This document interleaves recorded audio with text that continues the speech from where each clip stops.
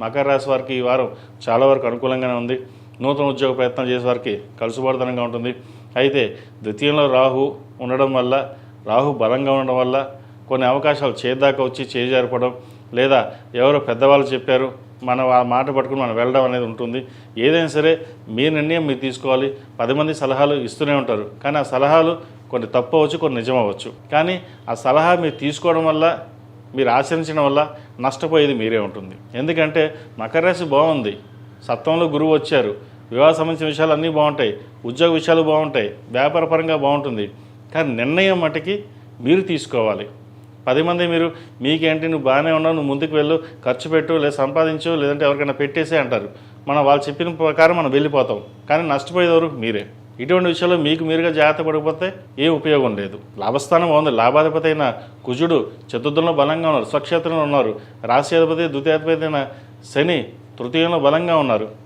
పంచమాధిపతి అయిన శుక్రుడు షష్టమంలో ఉన్నారు. షష్టమ భాగ్యాధిపతి అయిన బుధుడు షష్టమంలో ఉన్నారు.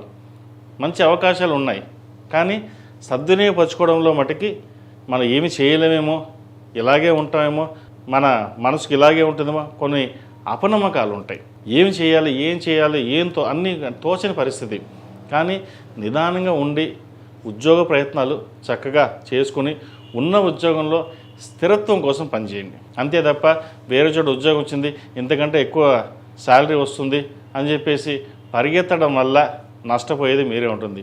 పరిగెత్తి పాలు తాగే కంటే నిలబడి నీళ్లు తాగడమే మేలని మన సామెత ఎప్పుడో పెద్దవాళ్ళు చెప్పారు. కాబట్టి ఆ సామెతని నేను ఇప్పుడు చెప్పడం ఎందుకు అంటే ప్రస్తుత గ్రహతులు అంత అనుకూలంగా లేదు కాబట్టి ఉన్న వాటిలోనే జాగ్రత్త పడడం అనేది చెప్పదగిన సూచన. ఈ రాశిలో మించిన విద్యార్థులకు చాలా వరకు అనుకూలంగా ఉంది. మంచి కలుసుబాటుతనంగా వచ్చే అవకాశాలు ఉన్నాయి కాబట్టి వైద్య వృత్తిలో ఉన్నవారికి, సాఫ్ట్వేర్ రంగంలో ఉన్నవారికి మంచి అవకాశాలు కలిసి వస్తాయి. వచ్చిందని ఉపయోగించుకోండి. ప్రతిరోజు ప్రతినిత్యం దక్షిణామూర్తి స్తోత్రం పఠించడం, దక్షిణామూర్తి రూపిని మెడలో వేసుకోవడం చెప్పదగిన సూచన. ఈ రాశిలో జన్మించిన స్త్రీలకు చాలా వరకు అనుకూలంగా ఉంది. వృత్తి ఉద్యోగంలోనూ మంచి స్థాయిని సంపాదించుకుంటారు. పేరు ప్రఖ్యాతలు లభిస్తాయి. ఖర్చులు అదుపులో ఉంటాయి.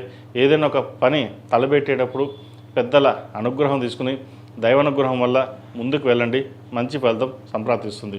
వివాహ సంబంధించిన విషయాలు మంచి సంబంధం కుదురుతుంది. ఎప్పటి నుంచో వివాహ ప్రయత్నాలు చేసి సంబంధం చేద్దాకా వచ్చి దగ్గర దాకా వచ్చి చేజారిపోవడం, లేదా సంబంధం మాకు వద్దు అని చెప్పడం, లేదా జాతకాలు కలవలేదని చెప్పడం, ఏవైతే ఉన్నాయో అవన్నీ వెళ్ళిపోయి మంచి సంబంధం కుదురుతుంది. అయితే సంబంధం వచ్చినప్పుడు ఎవరికైనా తెలిసిన జ్యోతిషకులకి జాతక పరిశీలన కుదిరిందో లేదో చూసుకుని ముందుకు వెళ్ళండి. తద్వారా భవిష్యత్తు బాగుంటుంది.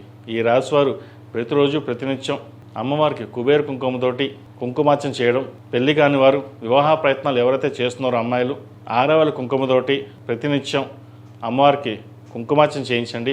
అదేవిధంగా శుక్రవారం నాడు మొగలు పువ్వు కుంకుమ, ఆరవల కుంకుమతో అమ్మవారిని అర్చించండి. కుదిరితే శనివారం నాడు వెంకటేశ్వర స్వామి వారికి అర్చన చేయించండి. తద్వారా మంచి ఫలితాలు సంప్రాప్తిస్తాయి. ఈ రాశిలో జన్మించిన వారికి కలిసి వచ్చే సంఖ్య 2, కలిసి వచ్చే రంగు కాషాయం. ఏదైనా పని మీద బయటకు వెళ్ళేటప్పుడు గురువారం కానీ శనివారం అడిగిన వెళ్ళండి, మంచి ఫలితాలు సంప్రాప్తిస్తాయి. ఈ పూజస్టోర్.in పసుపు కుంకుమ నుంచి దేవతా విగ్రహాల దాకా అన్ని రకాల పూజలు, వ్రతాలు, గృహప్రవేశం, హోమాది శుభకార్యాలకు కావలసిన పూజా సామాగ్రి అంతా ఒక్కొక్క క్లిక్ తోనే మీ ఇంటి వద్దనే పొందండి. ఈ పూజస్టోర్.in